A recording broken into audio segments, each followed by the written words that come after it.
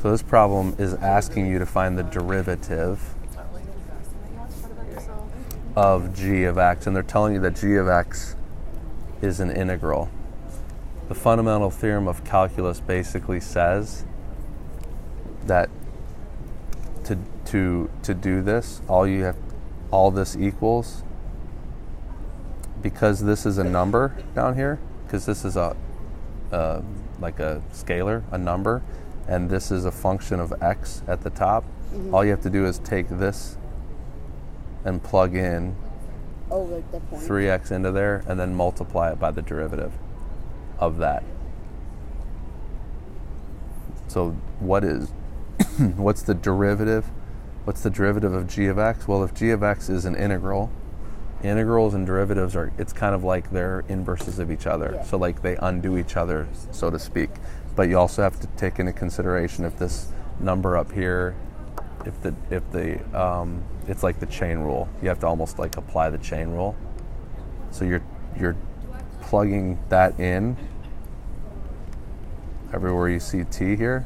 So I'm plugging 3x in here, but then I'm taking that whole thing and multiplying it by the derivative of 3x. Oh. What's the derivative of 3x? 3. So your answer is just 6x plus 3 times 3, which is 18x plus 9. That's how you do those problems. So for this problem, here's another example.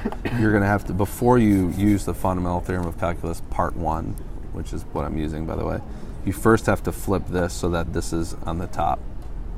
So to do that, you would write negative from negative 1 to 2x of t squared plus 2t dt.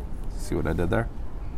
Now you can apply that same rule, which is to find the derivative of f. So that's what I'm finding. I'm finding the derivative of f, given that f is an integral.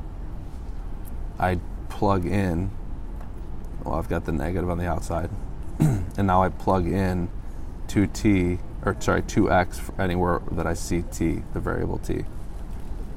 And then, finally, I multiply by what? 2. By the derivative of 2x, which is 2. So your answer would be, if I multiply this all out, this would be 4x squared plus 4x. So it's negative 8x squared minus 8x. That's your answer for that one.